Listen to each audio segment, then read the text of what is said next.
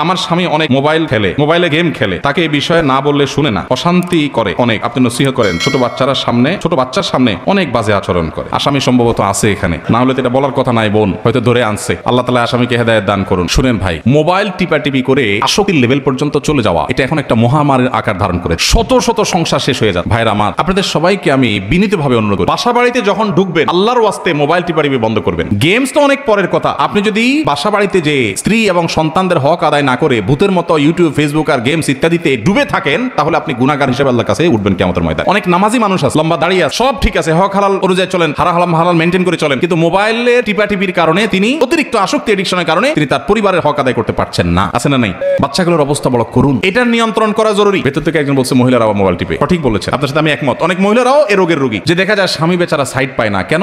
সে কারণ সে বন্ধু বান্ধবীদের হোয়াটসঅ্যাপ গ্রুপে এখন অ্যাক্টিভ আছে। সে এখন কোন রান্না বাড়ার ভিডিও দেখে, সাজগোজের ভিডিও ইউটিউবে দেখেছে, এত এঙ্গেজ যে স্বামীকে সময় দেওয়ার সুযোগ নেই, সন্তানকে সময় দেওয়ার সুযোগ। মোবাইল টিপতে টিপতে বাচ্চাদের মুখে খাবার দিচ্ছে। পুরুষরা হোক মহিলারা হোক, যেই করুক না কেন, এটা খুবই জঘন্য একটা কাজ। বেশিরভাগ লোক বাসায় ঢুকতে মোবাইল টিপতে ঢুক, আবার বাইরে আসার মোবাইল টিপতে বাইর হয়। এটা কোনো জীবন না ভাই। আমি বেশ কিছুদিন অফিস থেকে আসার পর গাড়িতে মোবাইলটা রেখে গ্যারেজে, তারপরে গাড়ি লক করে তারপর বাসায় যাইতাম। বাসায় মোবাইল নিতামই না। অবশ্য পরে এটা ধরে রাখতে পারি নাই, কিন্তু চেষ্টা করি এখনো পর্যন্ত যে সব ঝামেলা শেষ করে, প্রয়োজনে বাসা ঢুকার আগে কাজ ঝামেলা শেষ করে এরপর মোবাইল চার্জে বা অন্য কোথাও দিয়া ফ্যামিলিকে যতটুকু সময় দেওয়া যায়। আমি এর আগে বিভিন্ন সময় বলি, এই শীতের মৌসুমে আমি দিনে কমপক্ষে 1 ঘন্টা ছেলেদের সাথে ব্যাডমিন্টন খেলার চেষ্টা করি। আলহামদুলিল্লাহ, কমপক্ষে 1 ঘন্টা। আমার একটা ক্ষেত আছে ঢাকায়, 18-19 আইটেমের সবজি করি আমরা নিজের হাতে। আমরা এই ক্ষেত কোপাই বাচ্চাদের সাথে নিয়ে। বেশিরভাগ বাবা মা তারা মোবাইলে আসক্ত, স্ত্রীকে সন্তানকে সময় দিতে পারেন না। আবার এসে আমাদের কাছে কাগজ লিখে দেন, ভাই সন্তানটা অমানুষ হয়ে যাচ্ছে, দোয়া শিখাই দেন। দোয়ার কাজ না তো, দাওয়াইর কাজ। দোয়া তো করবেনই, কিন্তু দাওয়াই আপনাকে আগে দিতে হবে। এই জন্য মোবাইলের এই অপ্রয়োজনীয় টিপাটিপি বন্ধ করবেন তো ইনশাআল্লাহ। আর যারা মোবাইলে গেমস খেলতে গিয়ে পরিবারের হক নষ্ট করছেন, তারা ডাবল গুনাহ করছেন।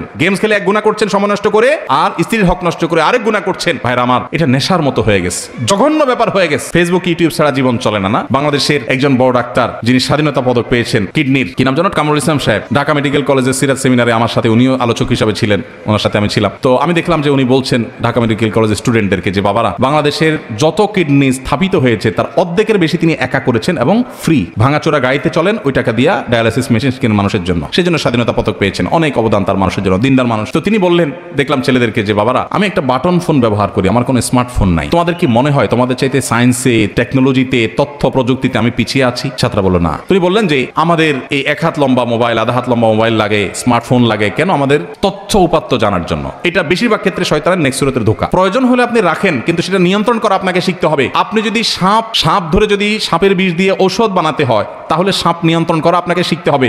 উল্টা যদি সাপের ছোবলে আপনি মারা যান, তাহলে আপনার জন্য এই কাজ করা জায়েজ নাই। মোবাইল যদি আপনার নিয়ন্ত্রণের বাইরে চলে যায়, এই মোবাইল চালানো আপনার জন্য জায়েজ নাই।